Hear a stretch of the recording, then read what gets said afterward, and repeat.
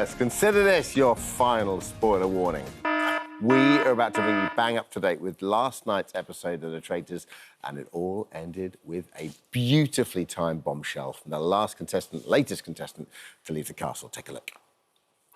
Honestly, boys, I feel like we can win this. Ross, I think it's you. I've got to start thinking and doing traitorous things. I chatted to Andrew. He thinks you're being elusive, man. I'm super suspicious of Ross. All eyes are on Ross. If they get rid of Ross, and it's another foot in the door for me and Andrew. You're desperate and are scrabbling to save yourself. You said to me that Andrew told you today that I was moving hella elusive and that. No, I would never use the word elusive. Look at this, man, because you have barefaced lied to me. I voted for yourself, Ross.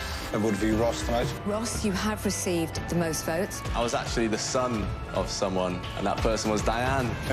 Guys, I am a traitor. So good, I love that moment. And you know what? Yeah. Diane isn't here now. Oh.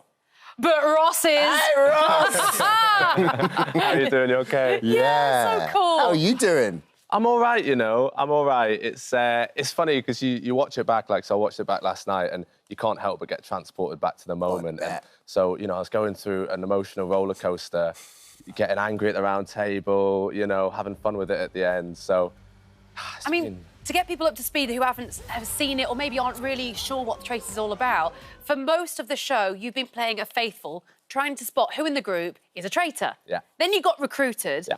And that's where actually it all just went a little bit wrong. But is that because you were still in faithful mode?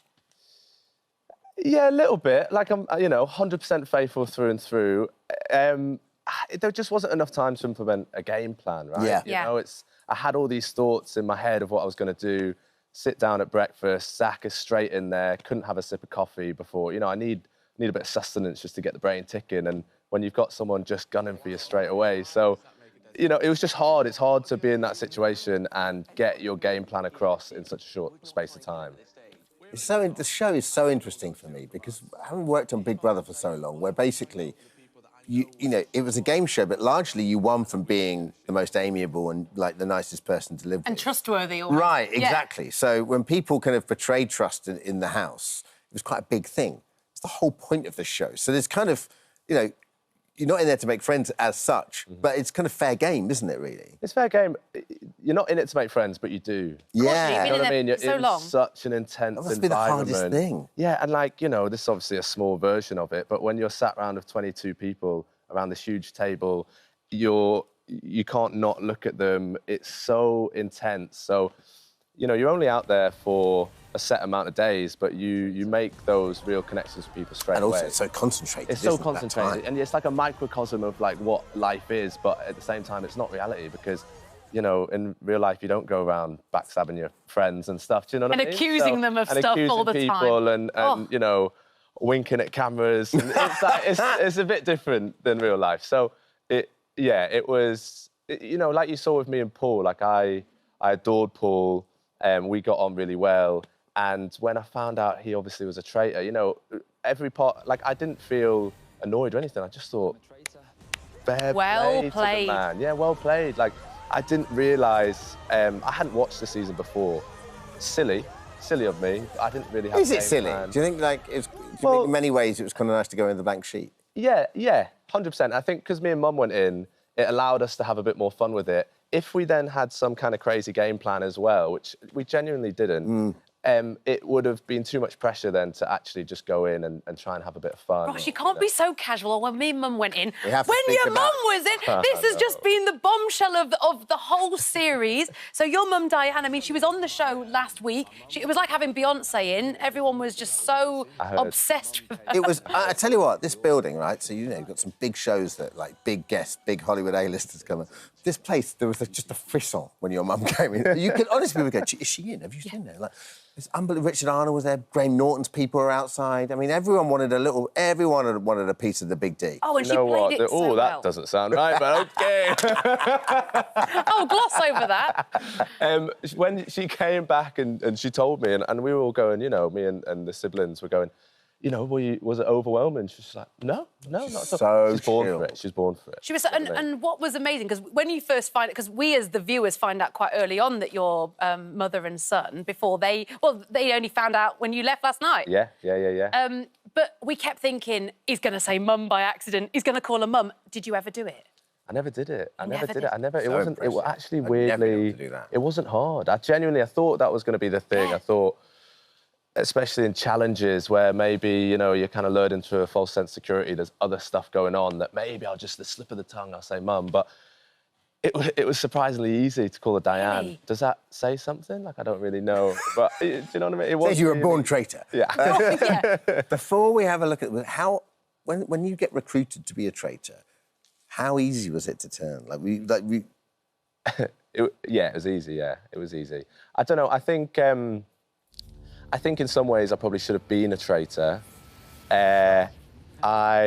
If you look at my application, I guess you'll see that I wanted to be a traitor, and you can see it. And it was only until my girlfriend was like, "But then you got to put on that cloak," and I was like, "Oh yeah, I've got to put on the cloak." I was like, "Oh no, faithful." This is the thing, there's a lot of pressure to be a traitor, isn't there? Like, you've got to lie the entire time. Yeah. But then at the same time, should we have a cloak for you so you can get Love into the role? the cloak. Yeah, I think we should. Because I love think the I'd be cloak. born faithful, but the cloak's the one thing that would attract me to it. Well, I You know feel like you what, have more like- fun being a traitor, don't you? You have more fun. You definitely. I mean, I didn't have more fun because I was in it for 12 hours and got. Well, they voted out. turned on you pretty quick. They turned on me really quick.